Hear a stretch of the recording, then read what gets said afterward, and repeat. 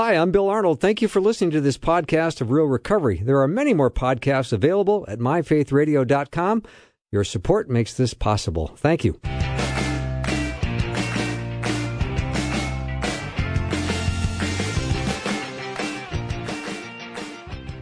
Welcome to Real Recovery. So glad you're with us tonight. Bill Arnold on this side of the studio, and just across the way, a man does not that he's got flawed information, but he remembers when Pluto was actually considered a planet. George P. Fraser. Hello, George. I thought that was Venus. I got it mixed Pluto. up. Pluto. Okay. You probably still think Pluto's a planet. It's not. Okay. Yeah, I just want to make that clear. Well, people know. That was good. Yeah. They changed that a few years ago. They did. It's technically a dwarf planet, just so you know. I just want to make sure that. Can you say dwarf anymore? That's probably not. It should be a smaller planet. Right? No. There you go. I know. Why did I bring that up? I don't know. Well, you prepared. That's why. Yeah. Because we are into stories of recovery here on Real Recovery, and we love what God's doing in the lives of people, and the transformations are spectacular. So for some people, the problem that is in their life is the size of a planet. What if, even if you're listening on a dwarf planet? If you're on a dwarf planet tonight, yeah, and it's not as big as you think it might be, you still need Jesus. Good save. Good save. Hey, we were talking over tonight. Or today.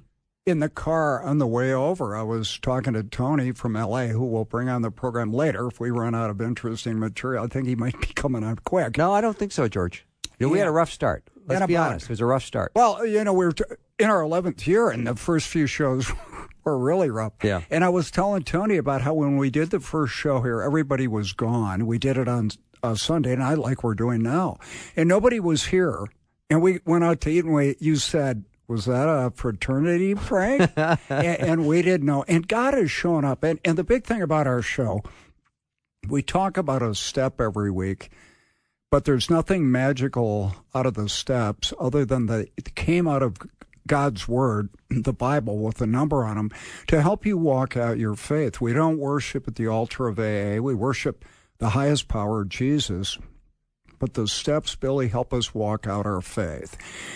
And yesterday, I was talking to some guys in recovery, and I got a really good example of that. And I wanted to talk about step 3 tonight, where we talk about turning our will and our life over to the care of God as we understand Him.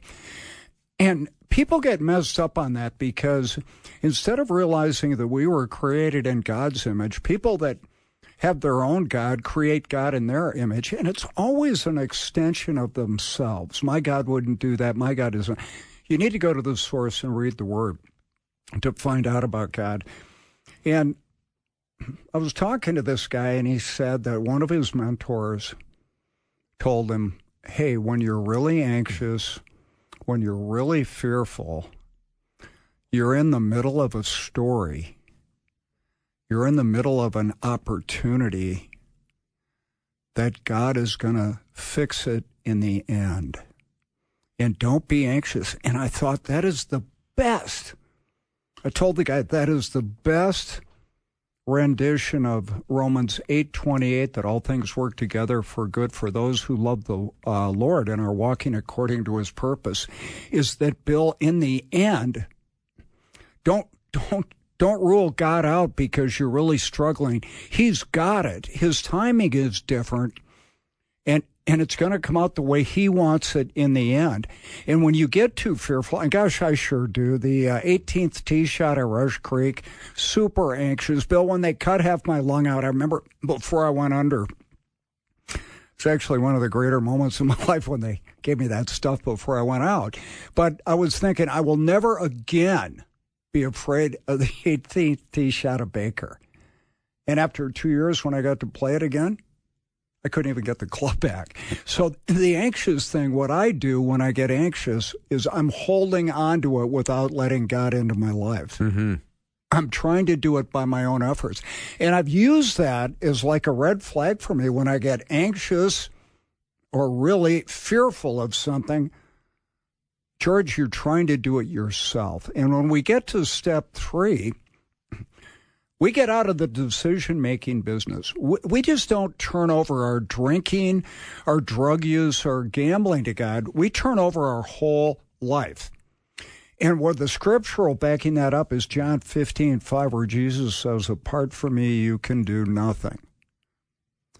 I forget that, and I think everybody does. And what a great comfort it is when you get really anxious and fearful, and a lot of the stuff is way beyond our capacity mentally and physically. I mean, tonight I didn't even know about Pluto, and now I know because you grew up in a different time, right? But I was thinking of Psalm chapter 8 when you read in verse 3, when I consider your heavens, the work of your fingers, the moon and the stars, which you have set in place.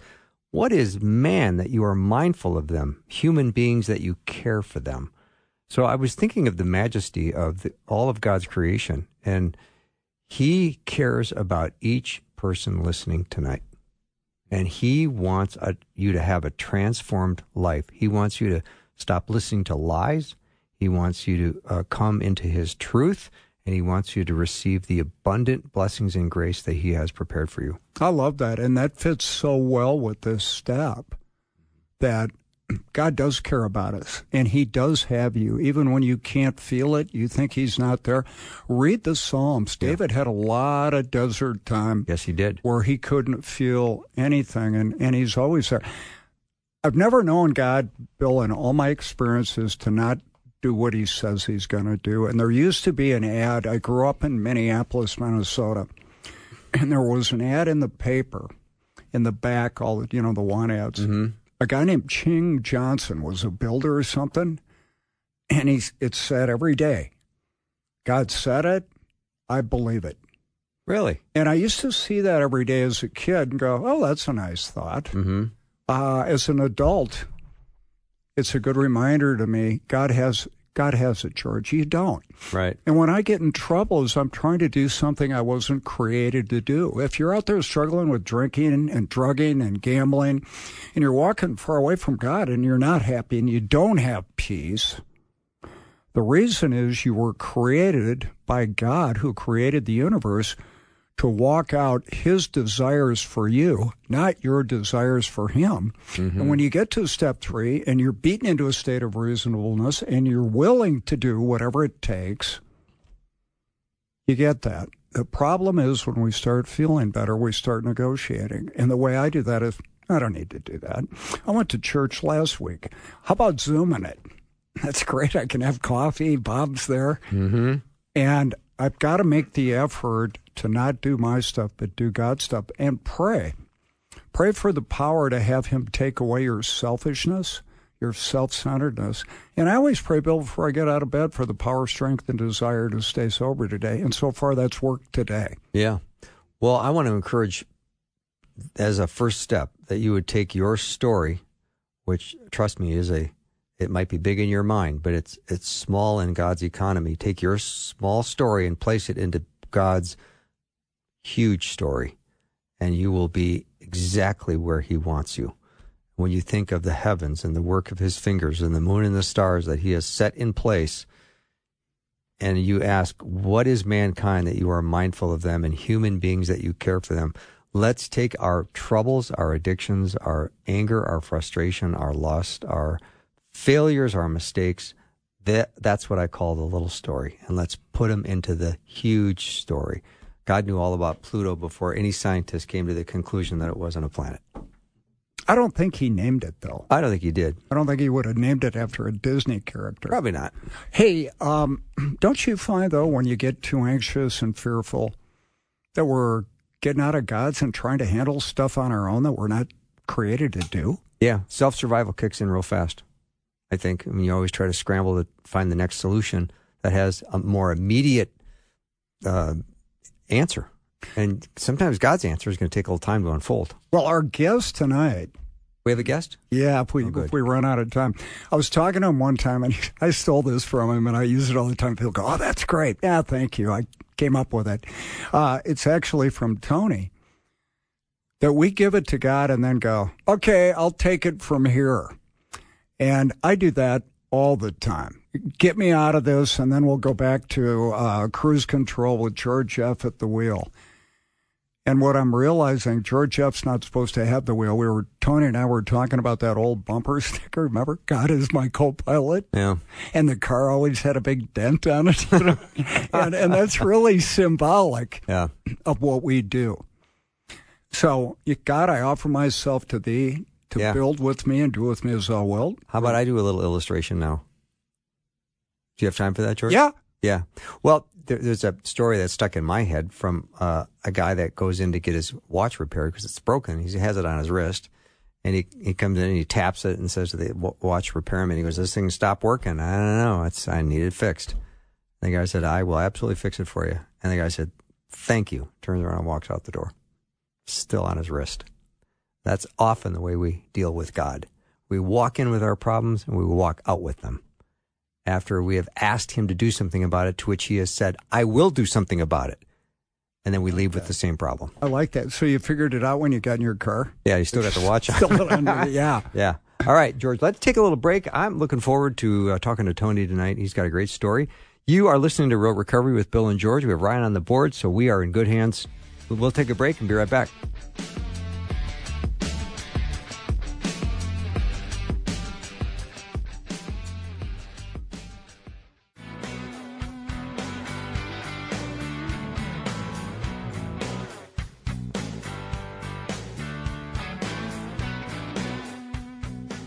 Welcome back to the show. You are listening to Real Recovery. Now, I believe in its 11th year, and we couldn't be happier that God has given us this platform, because the stories we hear of transformation in Jesus Christ are so powerful and so real, and we are always inspired by the work that God's doing in the lives of our guests. And George, you have a much better relationship with our guest tonight than I do, seeing as how I just met him 11 minutes ago. Just met him in the parking lot. Oh, you okay? So we're both the same place. Try not to mess this up. We always have an exciting show. Now, Tony's been a friend of mine for several years and a great guy, and glad you were willing to do this. Can you tell us a little bit about growing up and where you grew up and what it was like? Yeah. I grew up in the 70s in L.A. in one of the suburbs, Whittier, and when I was 2, my dad split. Took off. My brother had just been born, and we went on welfare. Mom had to find a job, and so she eventually did. We rented a house, and it just seemed, it was actually next to a boys' home, and so every once in a while we'd get the police come through the neighborhood and remind us to lock our doors and lock our windows because someone had escaped, but. We it seemed normal, and then at some point my grandfather died. When I was young, and so he sort of left instructions for my grandmother to take us in because we didn't have much money and So and your stuff. mom, and did you have any siblings? My brother, yeah, he had just been born when my dad took off, and so age 7, we moved in with my grandmother, and you didn't really realize it at the time, but my grandmother and mother really didn't get along that well, but.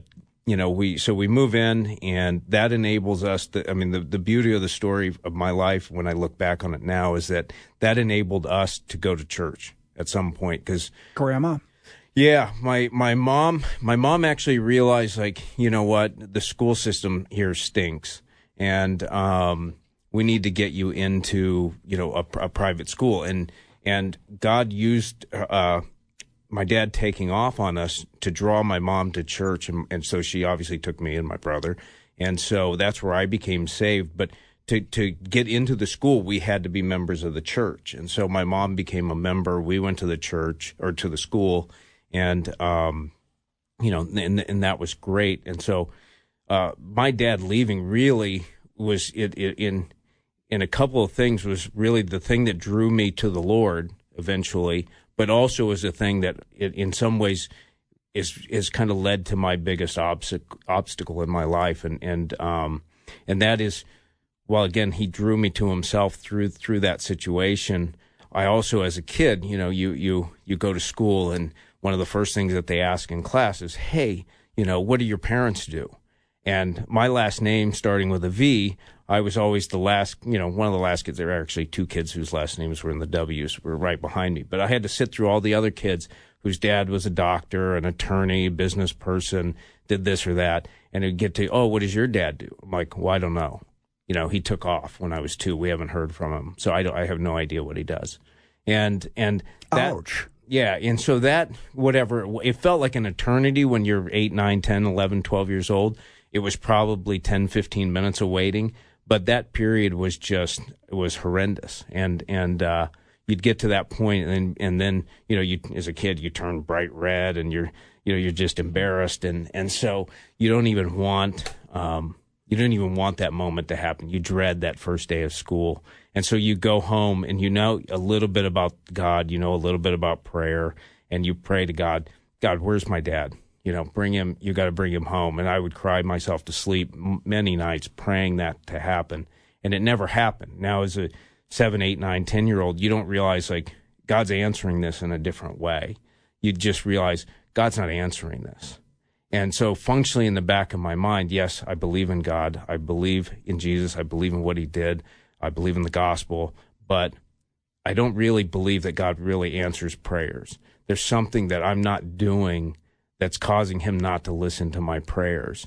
And so that while I had all these people that I went to church with and in the youth groups at church, and they just seemed to be on fire for the Lord, and I just had this sort of academic relationship with the Lord. It was like, okay, a Bible class is nothing really different than English class, math class, science class. It's just sort of something else to learn.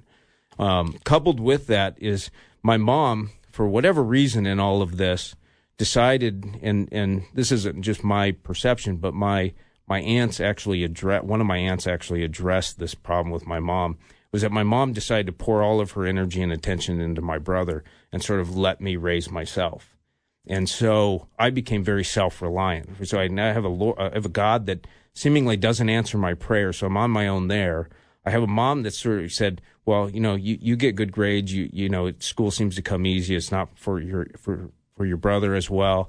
And so she let me do that. And so I just became very self-reliant, you know, at a very young age. So I took care of all the school projects. You know, if I got, you know, you problems with the homework, you just figure out how to get it done, right? And so you just do that kind of stuff. And, you know, I get to baseball practice, ride my bike over to baseball practice, you know, play baseball games, you know, all that kind of stuff. And that feels normal. But my aunt addressed that with my mom. My mom denied that was an issue. And it really showed up in a couple of areas. One, when I went to junior high, played varsity baseball, basketball, football, she didn't go to a single game. And in fact, when practice was over, I'd walk 2 miles. It's probably why I hate fast food to this day, but I would walk 2 miles to Del Taco. I still remember it. It's no longer in existence, but I go to Del Taco, sit there, get a Coke and fries, and do my homework for 2 hours till she'd pick me up. And never really asked about homework, never asked about the games, practice, anything like that. It was just sort of like, okay, I have to pick you up. Sometimes my grandmother would come pick me up. As a result, my grandmother and I became very close, much closer than my mom and me. And then in high school, that same thing happened. I went to a public high school away from the private school. And when I went to school at the very beginning, I took care of all my own paperwork, actually signed my mom's name to it, which wasn't good later on when I was ditching school and starting to drink and party, because then I could sign my mom's name to all my absence slips. But I didn't realize that at the time. But even then, I wrestled in high school. She didn't come to a single match. Later on, after I started, we can get into this, but I started partying in high school and all that. And then when I stopped partying, I went to college. I took out some loans to get to college and go through that.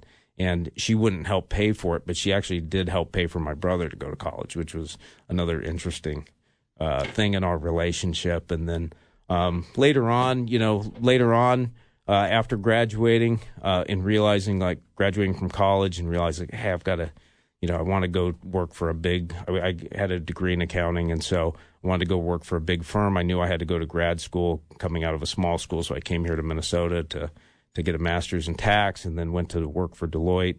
And in this time, then my mom turned around and gave her house, really her only real asset, to my brother.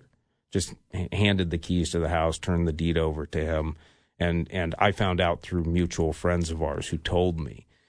And that sort of kicked off then and just an even more fractured relationship with her. And I started to go back to drinking at that point in the story. And then, drinking too much, met a wonderful woman in this particular period of time after I'd quit Deloitte and decided that, going into the wine business would be a good idea. Let's hold up here. I got a bunch of questions. It's fascinating story, Tony. Oh, my. So you started using in high school. Yeah. So I'm going to take a guess with things at the house. You really didn't have a model for building relationships. Was that hard for you? Did you have a hard time trusting people? Yeah.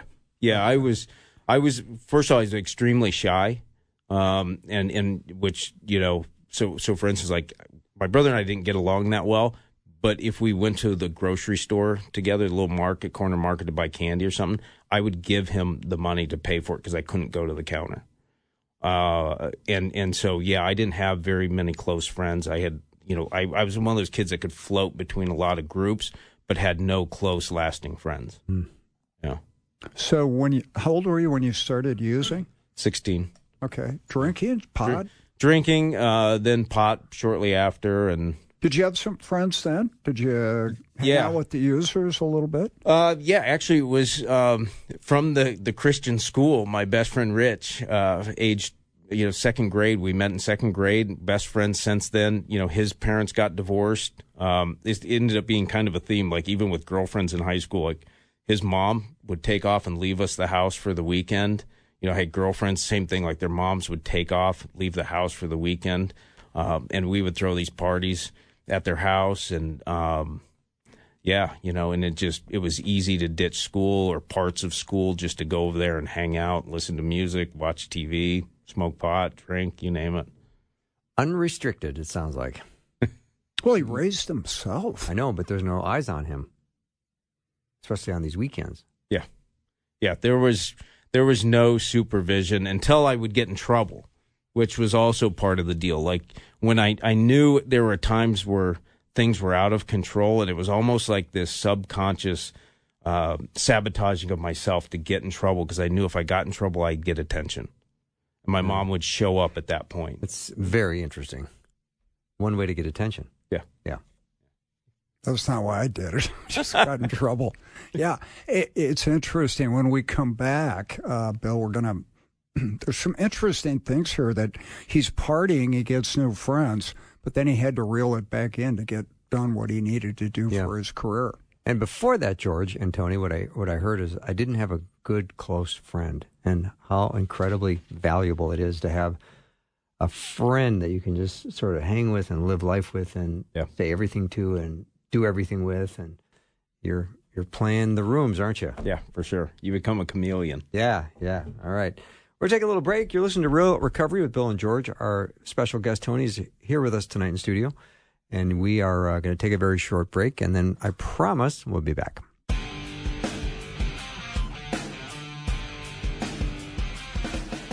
See, that didn't take long. We are already back. You're listening to Real Recovery, Bill and George, and we've got Tony with us tonight in studio. George, so far, I am captivated by this story. It's got so many layers to it, and I know you've got a follow-up question for Tony. Yeah, Tony, so you started partying a little bit in high school and hanging out with a girl whose mom was gone all the time and partying. And how did you reel that back in to go to college and get through that? Yeah, so I was pretty out of control by the end of high school, although it's like the Lord kept a couple of breaks around me. So even just my junior and senior years of high school, I knew I could miss, I think it was 70 days of school of each class, right, without failing. And so I somehow had this intrinsic knowledge of like, okay, I've missed 68 days of this one particular class. I can't miss anymore. And so I would show up. High or not, I'd show up. And so I graduated. But then Rich and I, my friend, we go to this junior college. Well, actually, we went to Cal State Fullerton first. It was a disaster. Neither one of us were ready for college. Decided to just drop out. But I also knew in the back of my mind, it was like the Lord kind of kept this plant there, like, do not give up on school. And so I knew that if I quit going altogether, I would probably stop going and just go do something else. And so we were plodding along, taking classes at a junior college, 1 or 2 classes a semester, working part-time in retail.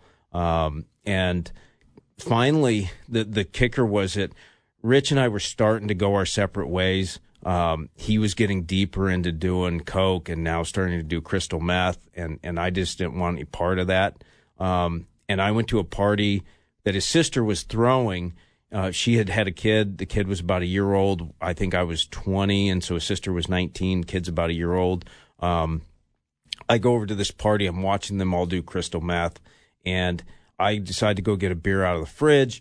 The kid, they say, no, Tony, don't go get it. Watch this.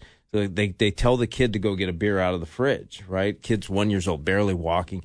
They think this is the greatest thing ever. This kid can go to the fridge, open the door, and of all the things in the fridge, pick out a beer and hand it to me. And they're laughing. Great. Oh, isn't that so cool? And it was like the Holy Spirit convicted me in that moment. It's like, do you see how disgusting this whole thing is and what your life is really looking like? You're getting a good glimpse of it. Like, they think this wickedness is really funny. So I went out in the backyard. I started to drink the beer. I put it down and snuck out the back door. Sad part of that story, that was the last time I saw Rich. I don't know what happened to him to this day. I never called him, never followed up with him. We were inseparable from second grade to age 20, and I just walked out of that backyard. But after that, I started to realize, like, I'm not going anywhere in this life if I don't, use the brain that God gave me. And so it was like the switch flipped, and I stopped drinking, stopped smoking pot, went to school full time, got in this point too, I had used this point to like learn how to play golf and teach myself how to play golf. And I was racing mountain bikes. And were you going to church? Yeah, I started going back to church. I was going to Chuck Swindoll's church, EV Free in Fullerton. Oh, cool. And that was great church. And then I went to Whittier Area Baptist Fellowship for a while, and then was in a group being mentored by some older guys in the group, and that was really cool.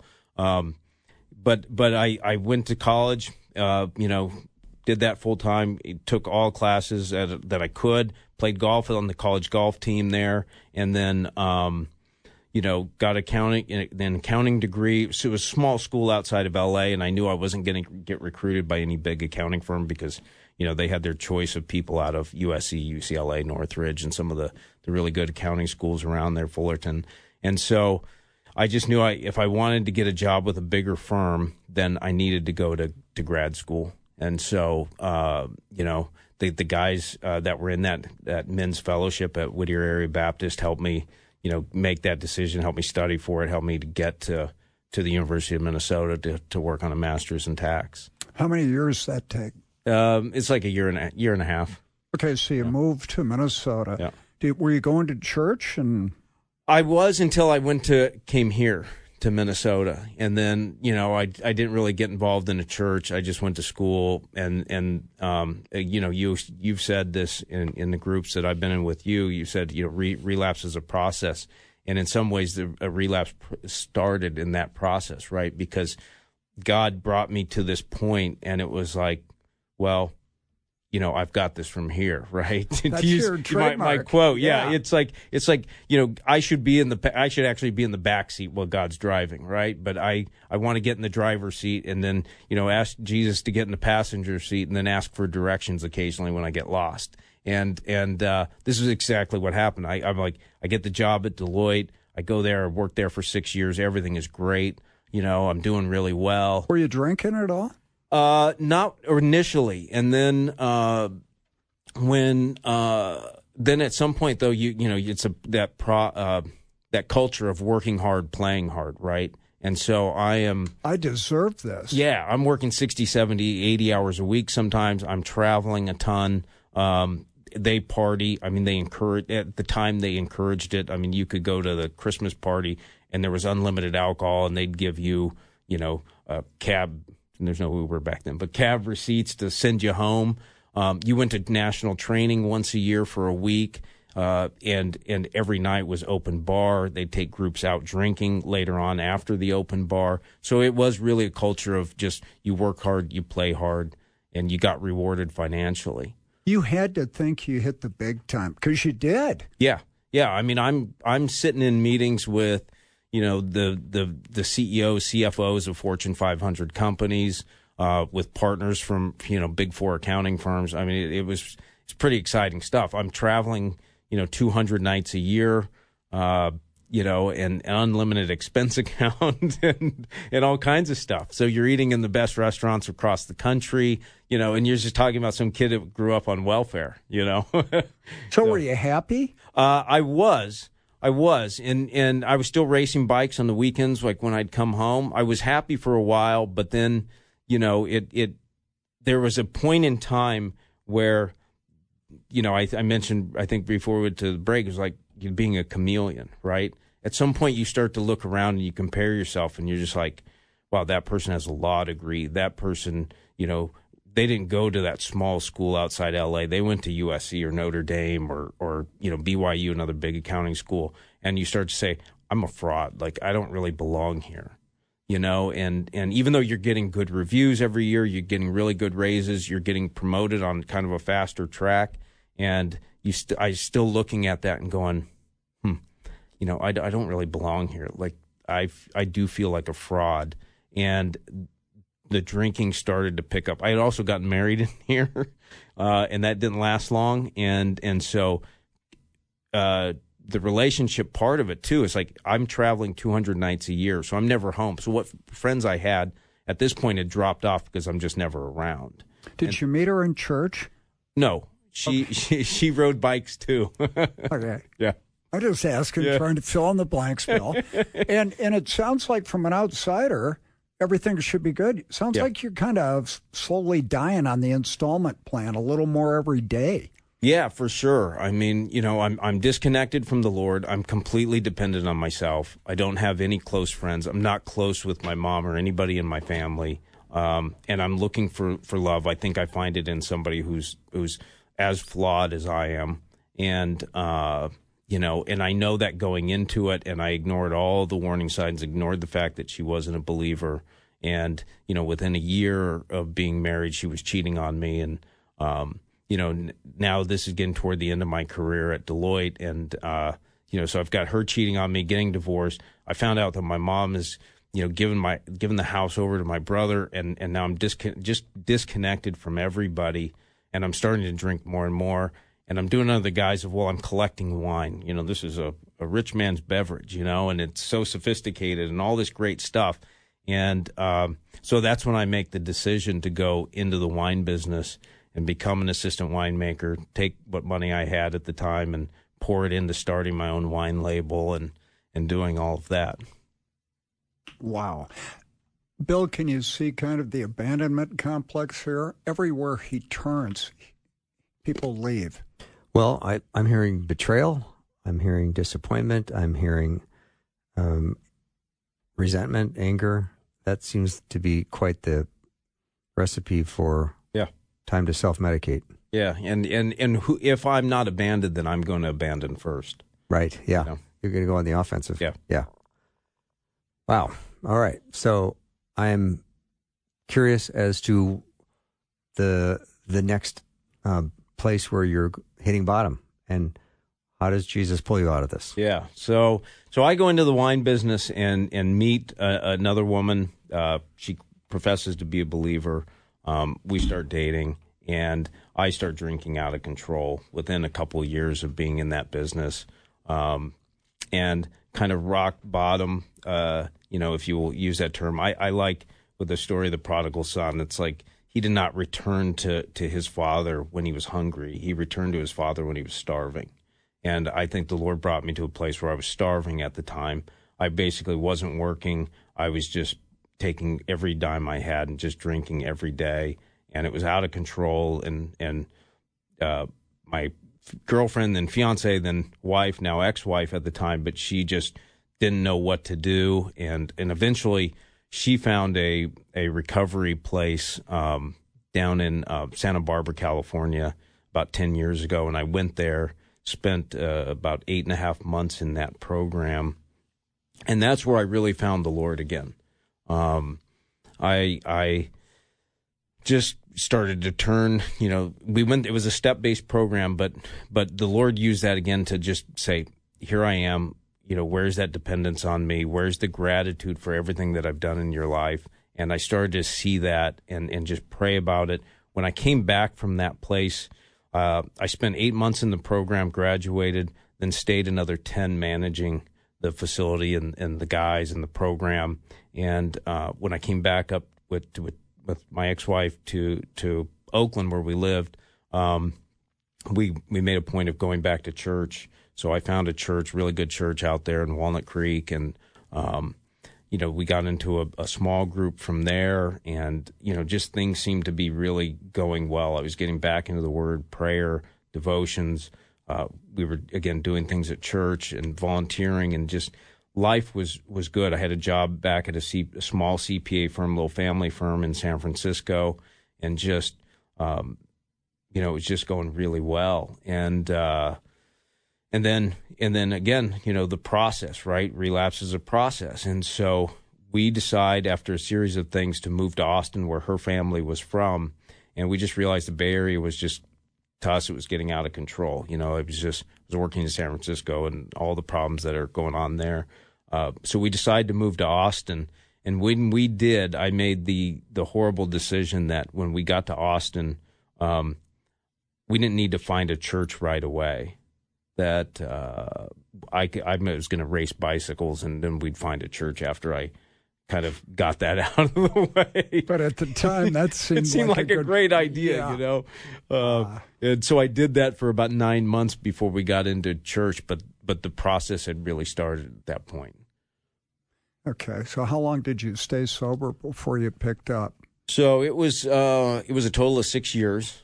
When I left that first treatment place so I went in there fall of 2013 to 2014. Well, I left in early 2015, but it was 6 years of sobriety, and then like a series of things, right? I put off my dependency on God, even though I got us into found a really good church, really, really good church. That time frame kind of started that process, and then the series of things. We went on this cruise for 14 days with her family, and there was a lot of drinking going on with her and her family. And for the first time, I really started to miss it. And I didn't have anybody that was close to, that I could say, hey, this is what I'm struggling with. So you had no accountability groups, no Bible studies, just kind of winging it. Yeah. Well, relapse is a process by which we return to chemical use. We walk away from God. We stop doing the non-negotiables. And the next thing we know, we're back at it again. And Satan roars around like a lion looking for somebody to devour. Yeah, for sure. All right, we're taking a little break. You're listening to Real Recovery with Bill and George, and we've got Tony as our guest. And you can listen to Faith Radio live, or you can just check out the podcast. It doesn't matter where you go. You can download if you've got that Faith Radio app. So give it a try. And if you don't like it, it's easy just to delete it off your phone, but I'm pretty sure you'll keep it. Fascinating story. We'll be right back.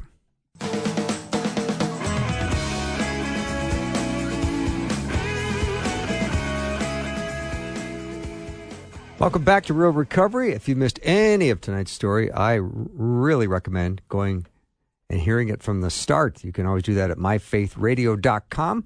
Go to the Real Recovery show page, and if you want to listen to other episodes, they're all there waiting for you. All right, George, let's take it from here. Or go back to where he totally blew everything up in his life. So what did you do then? So from that point, my ex-wife was a flight attendant, and so she'd be gone for several days at a time. And in one of those episodes, she was gone. We were in a new city, no close friends, a lot of anonymity. I'm working hard at another CPA firm, and it became very easy one night to be like, well, this will make the night go by faster. This will make it a little bit better. And I think, after 6 years, I can control it. Well, I started drinking, and within 4 or 5 months, it was starting to get bad enough that she started to really pick up on it.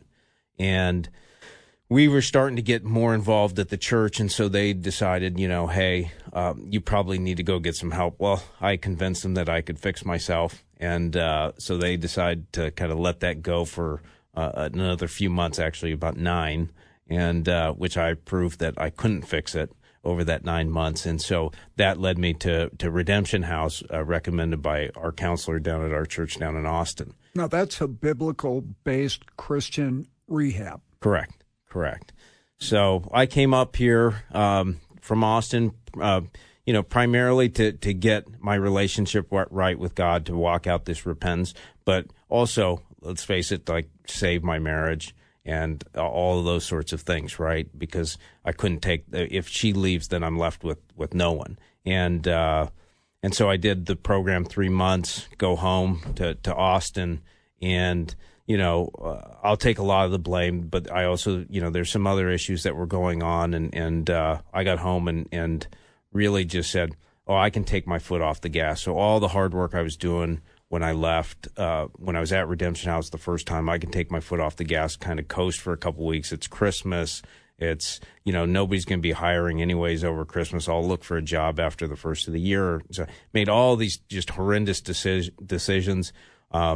She also decided, for whatever reason, to leave alcohol in the house and then, take off on another trip for work. And so, I find some bottles of alcohol up in the cabinets and decide to go for it, and which turned into almost 2 straight weeks of drinking. She's like, nope, that's it. Like, I'm calling the cops if you don't get out of here. I'm going to have you thrown out. I'm filing for divorce, all that kind of stuff. So John at Redemption House, great, love John. He says, come back, just come back and we'll help you figure it out. So I get back there, a month after leaving. I mean, it's just, it's sort of humiliating to have to go back, but you realize you have to, because there's no other options at this point. And so, I go back. There's some uncertainty while I'm there, whether or not she's going to file for divorce. She eventually does, has papers served. But, in this moment, like, the Lord is just, I go back to the beginning of my story, like that extreme self-reliance. The Lord is basically trying to beat me over the head and say, like, are you ready to give up and surrender your will? Step 3, right, to me. And, I was like, yep, I'm ready this time, and I'm crying out to God for relief, like David, lamenting, just what is going on? I don't get this. Why is she filing for divorce? Like, why is this happening? Why is this allowed to happen? This untrust in God's goodness and all this kind of stuff just pouring out. And then, it is that, like, all of a sudden things start to pick up, right? Okay, she's filing for divorce. My church wants me to come back to Austin. They want to do all these things. I get a job offer with a CPA firm, and then, George was pointing out to me before, it's like, they wanted me to go into a sober living when I went back to Austin, so I wasn't living by myself. I said, sure, I'll do that. Meanwhile, I had gotten myself an apartment by myself and, had no plans to go to a sober living. And so I get back to Austin and, do okay for a little bit, but I'm alone. I realize, like, this is a mistake. I mean, I knew it when I got there. I'm working, got a good job, but I have no family. I have no friends. And things just go bad quickly. So what did you do? So, same thing. I get back to Redemption House this time and just start talking to Justin and being like, yeah, Justin's the counselor there. He's the program manager, developer. So I just start telling him, like, I don't know what to do at this point, and the Lord says, I walked out of there at one point. And with the goal of walking to Minneapolis in the middle of winter to a homeless shelter because I couldn't fix myself anymore. I was trying to kill sin. I had a list of at least 200 sins that I needed to kill in my life, and I couldn't kill, like, even seemingly easy ones. And so I was so frustrated, like, well, clearly God is not operating in my life. I can't kill these sins, not even seemingly easy ones, so he's not answering those prayers. What am I doing in a Christian place? My third time, it clearly didn't work. It's time to just go to a homeless shelter, like in Minneapolis. But I know underlying that it was really cold, sub-zero, was maybe I'll freeze to death on the way over there. So I walked from, Minnetrista to Wayzata, which is like 13 miles, and got there and hung out, and then the Lord convicted me to walk back and just humble myself and walk back. But strangely enough, I'd been reading the story of Abraham and wrestling with Jacob and Jacob's hip being touched and his socket being thrown out. Well, on the walk back, my hip started hurting, and I could walk about a mile at a time before I had to sit down for 15 minutes.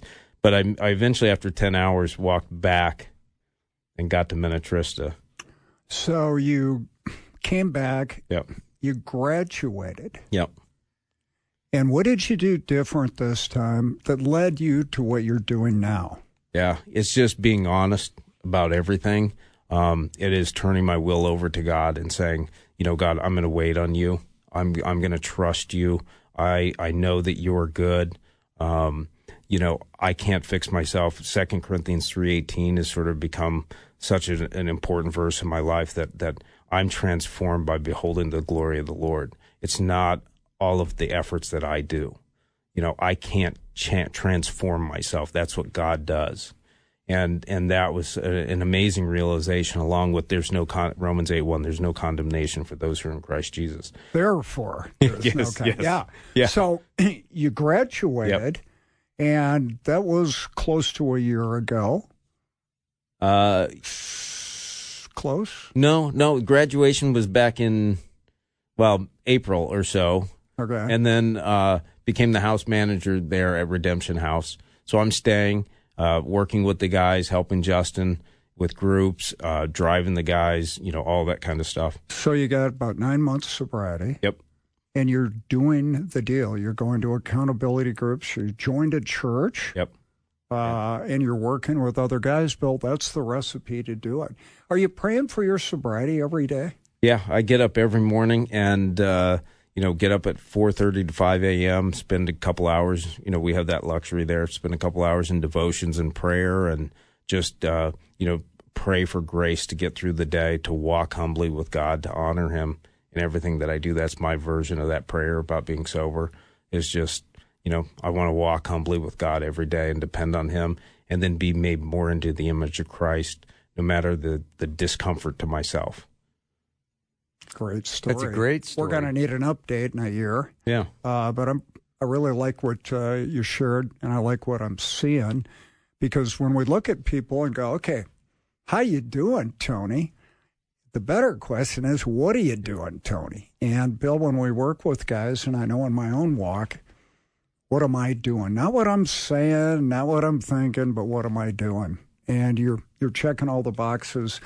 Are you happy? Yeah, I'm very happy. Yeah. Full of joy, huh? Yeah. Yeah. Question, Tony, Yeah. what do you think of George's outfit? Go ahead. I'll just say it's better than the outfit he was wearing yesterday when I went over to his house. I was just trying to figure out if he was still having trouble with honesty. That was just a little pop quiz. You'd ask a guy wearing a baseball cap? Yeah.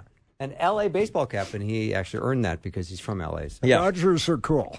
Yeah, I'm a huge Dodger fan. Yeah. Although they've had their problems recently. Yes, they have. Anyway. Great job. Yeah, great story. Really amazed at what God's doing in your life and what your future ahead of you has in terms of helping others and expanding the kingdom. That's a great story.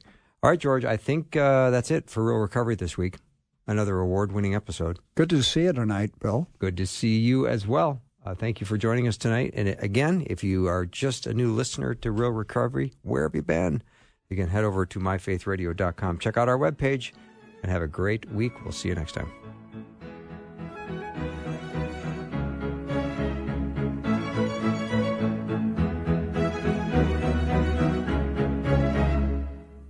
Thanks for listening. Programming like this is made available through your support.